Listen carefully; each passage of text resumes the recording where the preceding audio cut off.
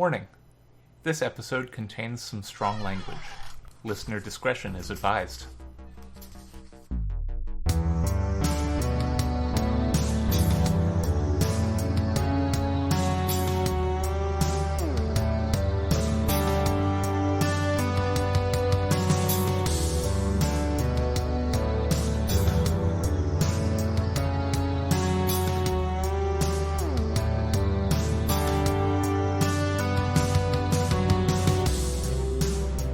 Hello, and welcome to Tales from the Trunk, reading the stories that did make it.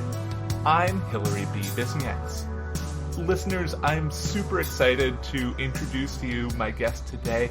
Jen Karner is the author of the forthcoming Legacy of Shadows series, and is just a fantastic person. Jen, welcome to the show. Thank you so much for having me. I'm super excited to be here. Absolutely. We were talking before the show about when we were going to have you on, and we were both like, oh, early June would be a perfect time because it coincides with the release of the series, and we get to open Pride Month with you. Yes, it's so good. Like, the fact that I get to debut with lesbians and like a sapphic romance during Pride, like there are so many boxes that have been checked off. It's so good. It's so good. So Jen, you're going to be reading from Cinders of Yesterday, is that correct? Yes, it's the first novel in the Legacy of Shadows series, and it's my debut, so it's going to be coming on, we are actually 31 days out right now as we're recording, so June 22nd, so that's very exciting. Close now. And is there anything that we need to know before we get into this reading? So I'm going to be reading the 4th chapter out of the book, which is when one of our protagonists, Danny, gets to this weird little town in Maryland looking for a magical weapon that she has been told can kill a necromancer that won't stay dead. And Danny's whole thing is she wants to avenge her partner who was murdered by this necromancer, and so she is out for blood. Fantastic. All right, well, I am ready when you are. Okay, let's go. So, Danny tugged her jacket closed against the cool morning breeze and kept an eye out for the farmhouse where the Veilblade was rumored to hide. Breakfast should have been her first stop after weeks on the road, but she opted for a quick hike through the woods near her motel. It spit her out on the street where the Black House stood and gave her time to take a proper peek at it. She needed to get a better scope of the town as well. Rolling in at 3 a.m. after driving for 10 hours hadn't done her perception any favors. With Sentinel's talented and hunter history, she wanted eyes on the place in daylight. Good thing, too, because it was almost falling in on itself. Set back from the street behind a wooden fence, weathered by time, the house had seen better days. A 2-story farmhouse with a wraparound porch, she saw how it might have been beautiful once. Now, with broken windows and paint-stripped boards, it looked like trouble. Danny wandered up to the fence, eyes soaking in every detail. When she got inside tonight, she'd need as much help as she could get. She wrapped her hands on the ragged wood and a splinter stabbed into her hand. With nobody else on the street, she wasn't too worried about bleeding. If one wanted to use someone's blood against them, it had to be fresh, and she doubted she'd bled enough for it to be worth it. That's why she aimed for this time of day. No passers-by to ask awkward questions or catch her while she scoped out the house. Good thing, too, because she needed to work a little mojo of her own. Talented had an internal reservoir of power, they called one, while casters used contracts or totems that gave them abilities to work past the norm. For hunters, the process worked a little bit different. You used charms, components, things you drew magic off of. Danny had it all in spades, her own protective collection. She reached a hand under her collar and pulled out the effigy of an eye, a slider where the eyelid rested. Holding it, she pinned her eyes on the house and slid the lid to an open position. The farmhouse lit up like a rave as it glowed. Runes webbed over the entire house, shining in a rainbow of colors. She grit her teeth and tried to pick them all apart, but it was impossible. So many she didn't recognize. The shapes and symbols were far enough away from one another that if she played her cards right, she'd be able to sneak past. It'd mean making a salve to hide her from the magic protecting the place, but it was doable. Danny slid the eye charm shut again and tucked it back out of sight. She blinked a few times to clear her vision and get her bearings. Jo had sent her up here with nothing more than a few rumors in her pocket. There'd been no guarantee Danny would find anything. The amount of magic laid over the house convinced her that there was at least something inside. The question was whether it was the Veilblade or not. Her stomach growled, reminding her she needed to eat breakfast. If there was a decent joint, it'd give her the chance to get a snapshot of the people in town, help her figure out who had placed the runes and spell work. It was too much for just one person, even a skilled talented, to have done all on their own. She'd bet 2 of them, maybe more. She set a brisk pace, heading for the center of Dawson. Down the street and across another, and things no longer resembled the shell of a town she'd driven into last night. She passed a few shop fronts, just opening business for the day before finding a diner on the corner. Inside, she snagged a booth without having to wait and put in her order. When the coffee showed up on the table, she took a sip and peered around. It bustled with the mid-morning crowd. Mornings weren't her jam most of the time, unless you counted breakfast, which was the tastiest meal of the day. It looked like somebody had plucked this place right up and out from the 1950s Americana, complete with chrome bar and neon lights. Life on the road meant convenience was king, and it had been fast food and instant whatever for too many weeks again. Graham would have smacked her upside the head. Her metabolism had always been out of control, and her body had a habit of eating itself when she didn't feed it enough.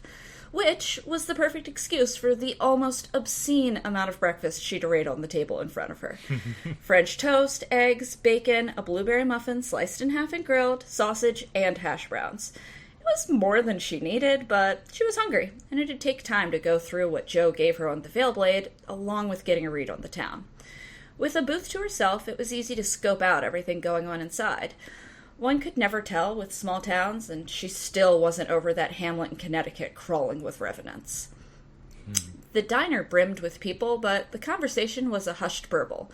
A few trees down at the south of town, stats about the high school football team, news from the family who didn't live there anymore.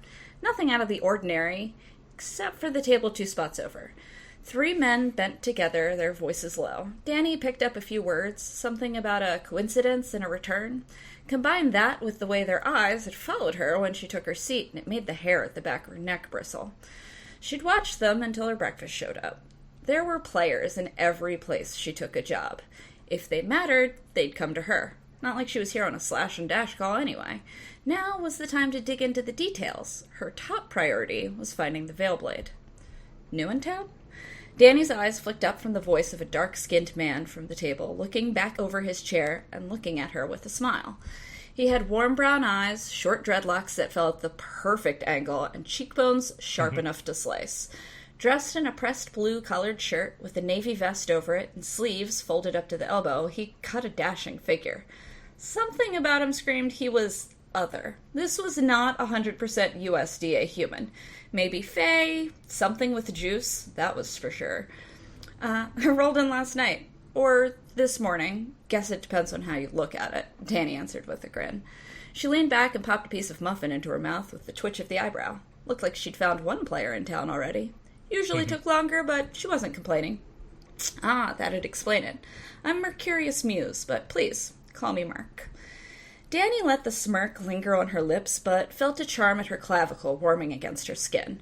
The charms were all spelled, each one serving a specific purpose, and there were more than a dozen strung on the necklaces she wore.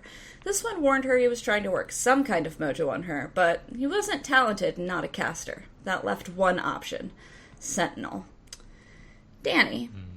She took his outstretched hand and shook it with a sharp smile. Doubt I'll be in town long, though.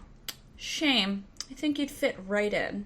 He leaned back with casual elegance. She choked out a light laugh. Small towns were where she worked, not where she wanted to settle down. Her idea of home didn't involve getting lost in the mountains. You don't agree? His lips quirked up into a half-smirk. A bit too slow for my speed, she hedged. Is it? Merc cocked his head. I wouldn't judge so fast if I were you. Is that so? Danny leaned back against her booth, poking at her breakfast. I think you might know that, though, eh? He flashed an impish smile at her. If you have questions, come find me. My bookshop is right around the corner. He gestured with his thumb before winking. Stay safe, Danny. Danny watched as he strolled out of the diner. The pulsing warmth of the charm faded away as he exited. No 2 ways about it, that was the most charming sentinel she'd ever come across. Most of them were stuffier. Am I getting in over my head? A protector sniffing her out before she'd even gotten her bearings did not bode well.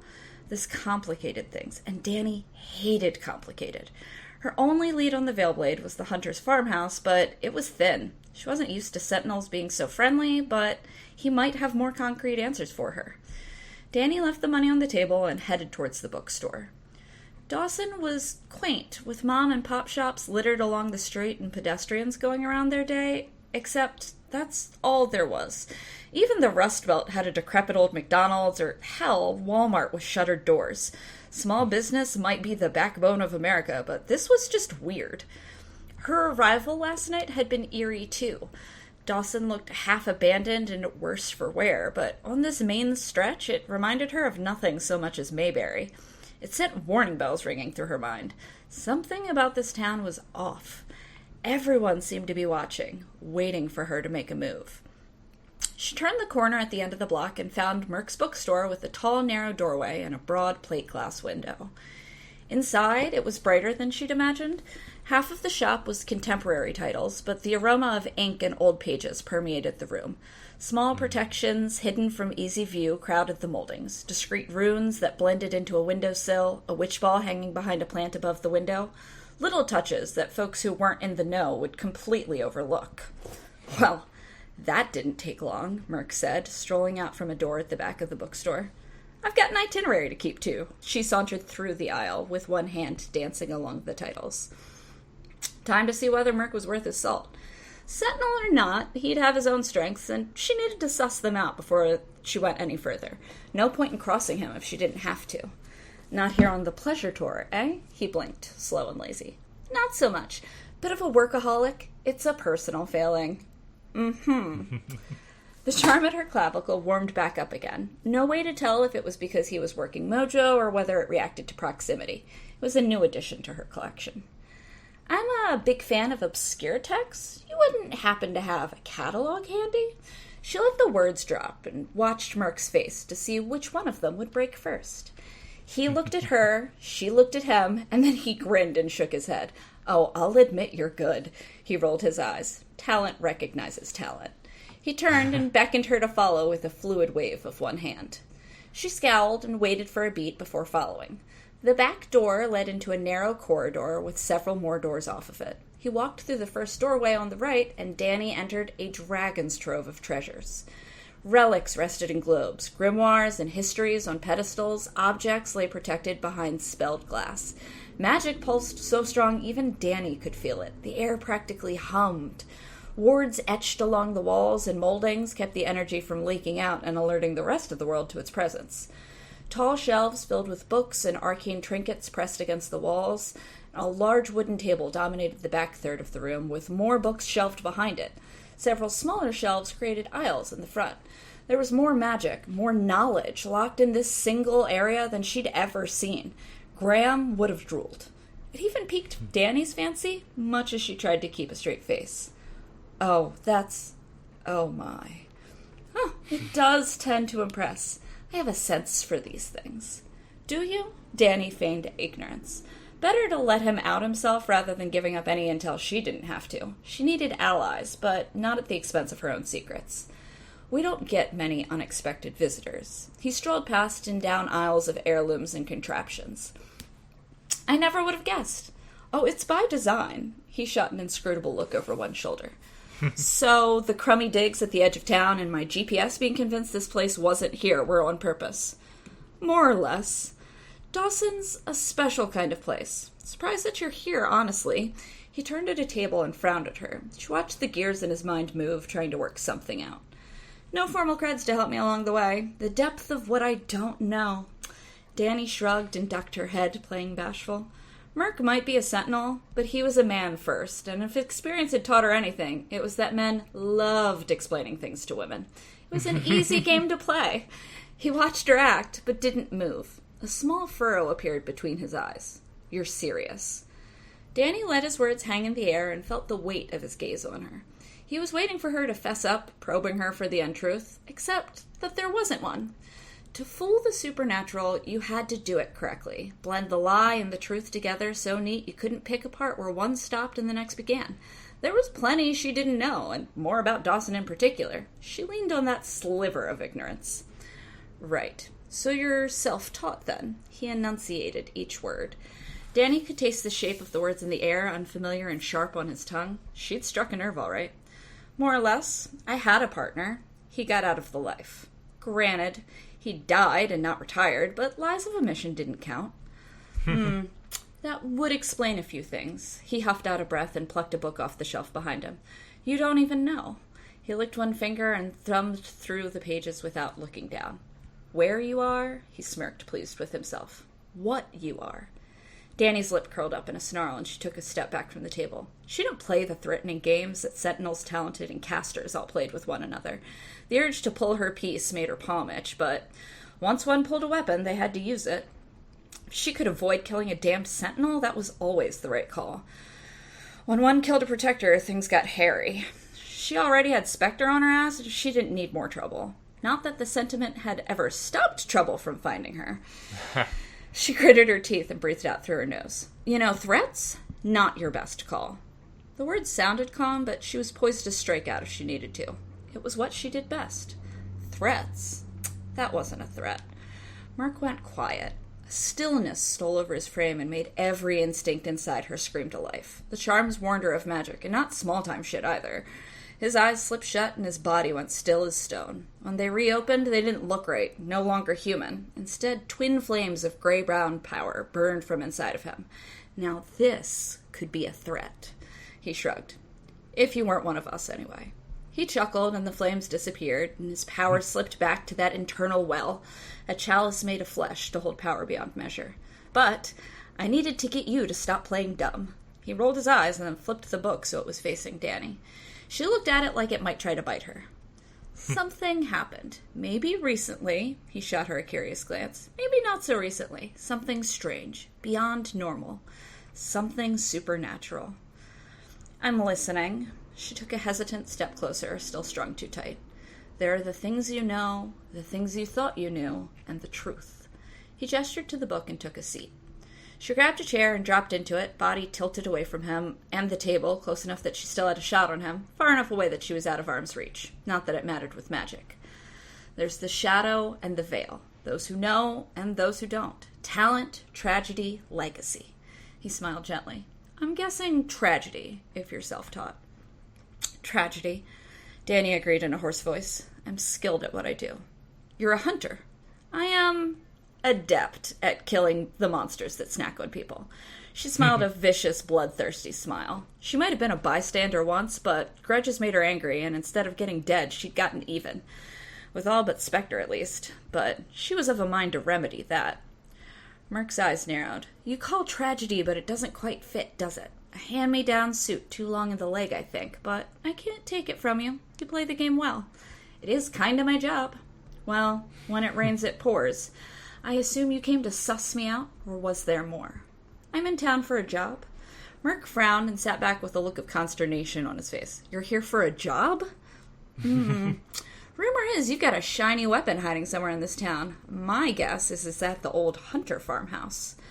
Merc's eyes flicked to the door behind Danny, his mouth pressed into a hard line. The Black House. Her leg twitched at the same time, but she kept a straight face. From what I hear, when they bailed, they left some things behind. It wasn't a planned departure, if that's what you're getting at. You aren't denying the Veilblade is in town, I see. Dawson hides all sorts of peculiarities. Aw, don't go getting cagey on me now, slugger. Danny tapped one finger against the table between them. I can't answer your question. The house might have what you're looking for, might not. I don't track that sort of thing. Not as if anyone can check anyway. What do you mean? Wards protect the Black House. Nobody can get in, so it's possible there's a Veilblade hidden in there somewhere. I wouldn't bet on it, but it's a waste of your time. He leaned back on his chair until it balanced on two legs, and he plucked another tome off the shelf behind him. Here. This should explain more. Consider it a gift of sorts. He cocked his head and grimaced. Sadly, I need to cut our chat short. I'll see you out. He ushered her out of the room, through the front of the shop, and out onto the street before closing and locking the door behind her. Could this town get any weirder? Danny shook her head and took a better look at the book in her hands. Apparently, she'd be doing a hefty bit of research after all. Ooh. I mean, I was already excited for this book, and this is just more evidence that I need this. Listeners, you need this book. I'm so excited you think so. It is delicious. That was one of my favorite scenes to write. It's one of the scenes that survived from my first draft, is that scene of Merc and Danny talking, and it's specifically the talent, tragedy, or legacy. Like, that line, every time, like, even when I was reading it, I got chills a little bit. I love it. It's so good. That is one of the joys of being a writer, is being able to, like, do those things that get you yourself the person who wrote the damn book. Oh yeah, I'm a discovery writer, 100%. Like, I try to outline, it never works out in my favor. So I will also, like, forget when I come up with really cool bits while I'm writing, because I'm just in the zone, and it's not until I go back to revise that I'm like, oh wow, this is so cool. How did I think of that? So this naturally leads really well into, you mentioned that this is one of the things that survived drafting. I'd love to know about what your favorite thing was that didn't survive. So, it's actually a running joke, and I've talked about it on Instagram Live a few times now. So in the first draft, this was a fairly different story, and there was a magic dog. It was originally Danny's legacy. There was an idea of, like, the hunters having, like, hounds that came with them that had certain abilities, and so this dog showed up for, like, 3 chapters. And it was a magic dog, and it was delightful, but had no purpose, rhyme, or reason. Showed up, was there for, like, 2 chapters, and then disappeared and was never mentioned again.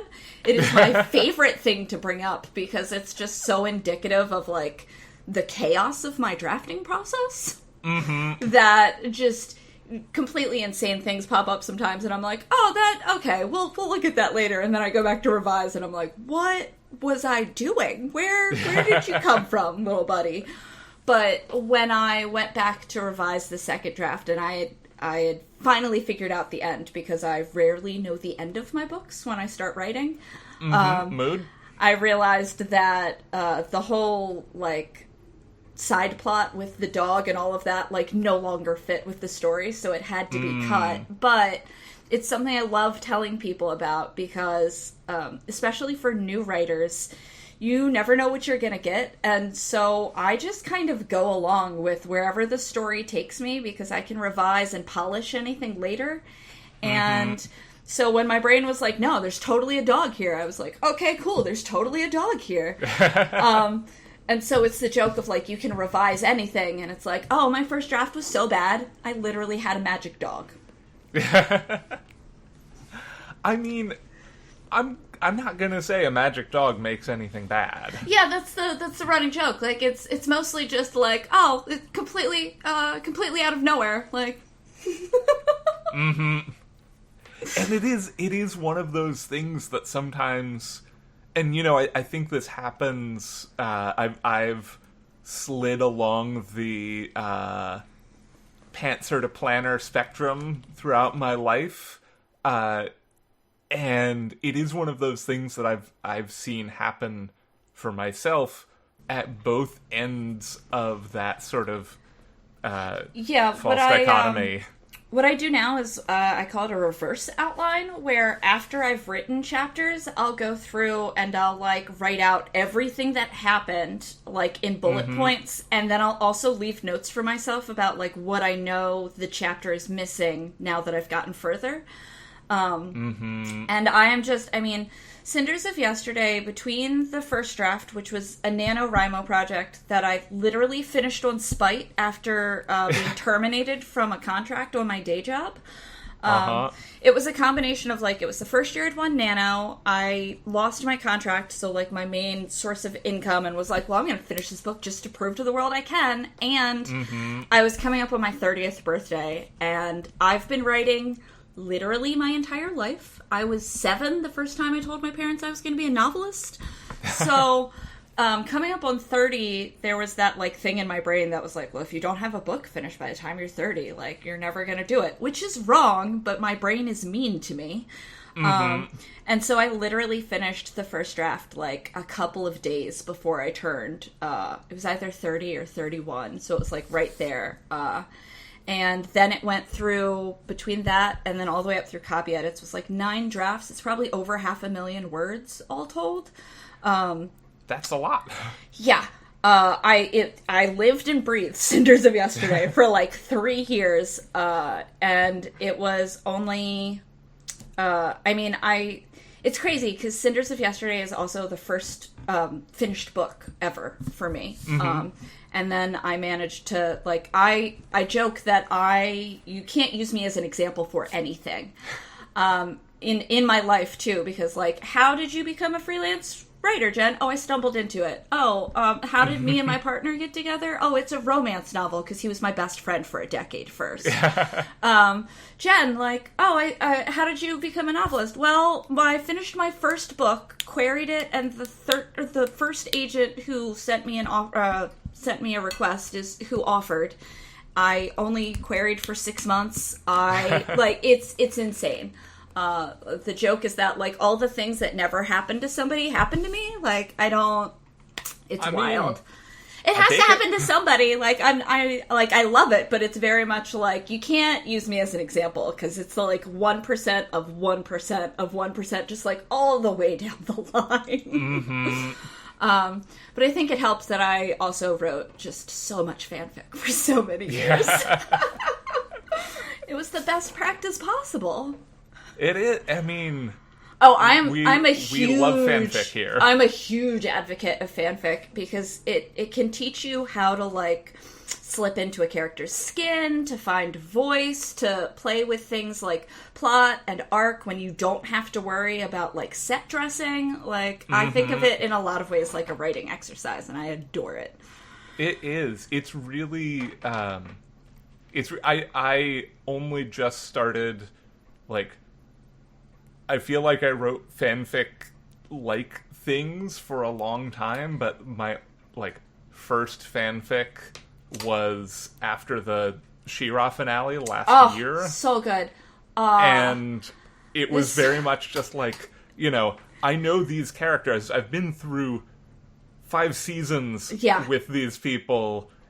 I can just write this vignette and make it happen. I mean, this is dating myself, but my first, like, hardcore fandom was Gundam Wing. Way in the way back. I was... Like, fanfiction.net days? Yep. I actually ran multiple fanfiction archives on GeoCities. That's how I learned to type, was by coding HTML by hand. So, like, fanfiction has always been, like, part and parcel of, like, especially because, when I was coming into my 20s, the line was, if you write queer stories, you can't write books. Nobody will buy them, nobody will read them, and I have always written lots and lots of sapphic stories. And so fanfiction was the place where I could, like, go and write my queer stories, and there were tons of people who wanted to read them and who loved them, and it really wasn't, like, I stopped writing original fiction for a long, long time just because, you know, it didn't seem like there was the audience for it, because I didn't know, and then it was in, like, I don't remember what year it was, 2017, 2018, whichever year Children of Blood and Bone came out. Oh, yeah. Was when I, like, got back into original fiction again. I read that in a night, and then started, like, really reading again, and then realized that there were queer books coming out everywhere, and was like, oh, it changed. It's not... It's this weird thing, I think, because I'm, like, at that age where it seems like things were only a few years ago, but they were, like, a decade ago.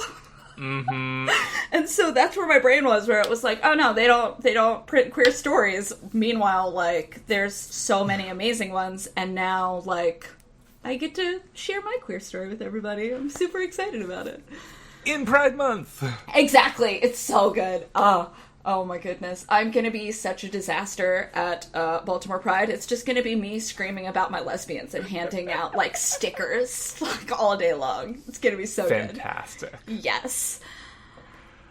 So we already touched on one of your favorite bits from this book, but I wonder, without giving away too many spoilers, if you have any other absolutely favorite bits that you're so happy you got to keep in this draft. Oh man, there are so many good ones. So that's a really good one. I truly love, so in the first act, when Danny and Emily, like, are really interacting for the first time, it's just, it's such a disaster bisexual moment of, like, there's all this chaos happening, but all Emily can do is, like, stare at Danny's butt.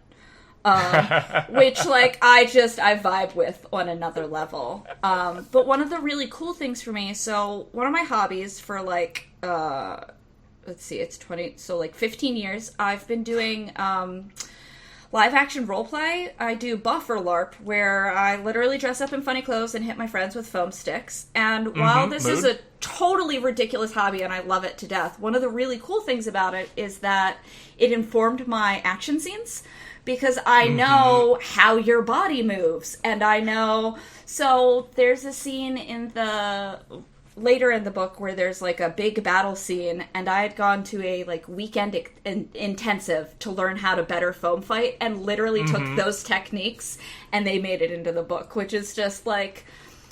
the coolest, nerdiest thing ever. I'm a big fan of, like, writers should experience as many things as possible, because you never know what your brain is gonna pull in for that next story, or that, like, one-liner throwaway. That's so joyful to me. Yes. But, like, every scene where there's snark, I love it.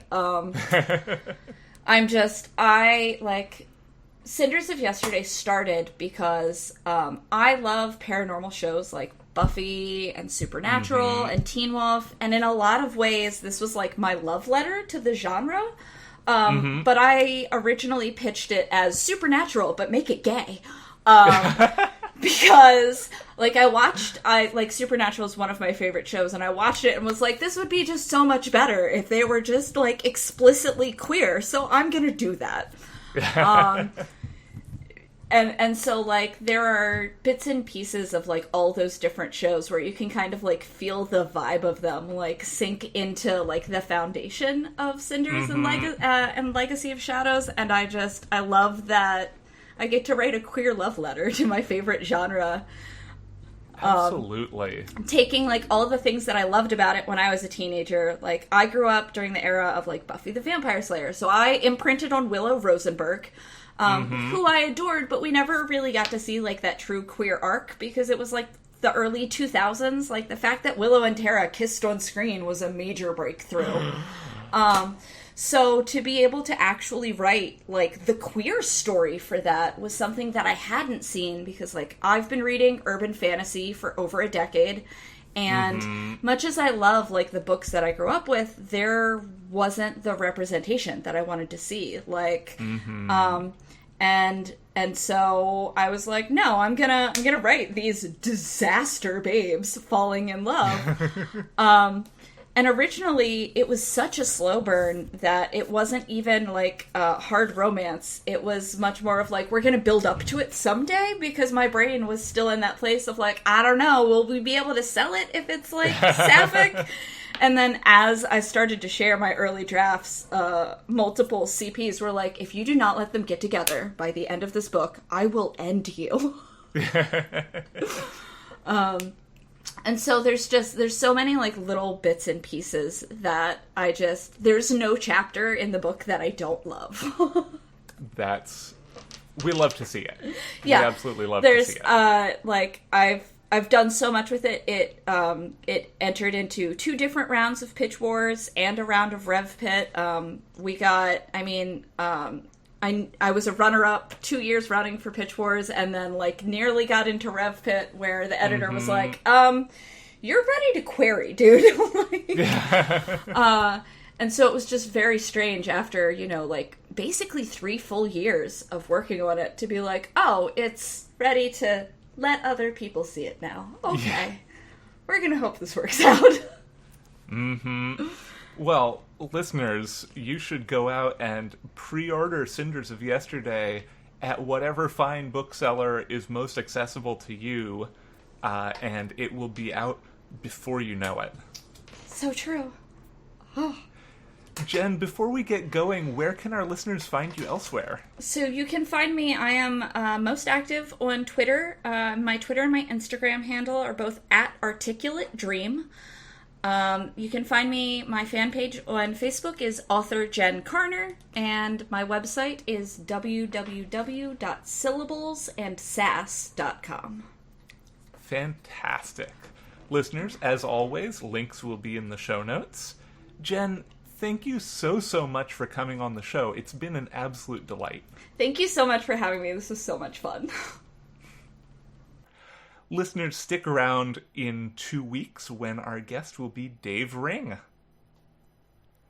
Tales from the Trunk is mixed and produced in beautiful Oakland, California. Our theme music is Paper Wings by Ryan Boyd. You can support the show on Patreon at patreon.com/trunkcast. All patrons of the show now get a sticker and logo button, along with show outtakes and other content that can't be found anywhere else.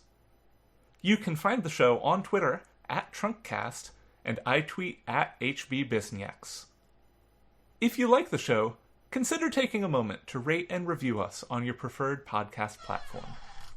And remember, don't self-reject.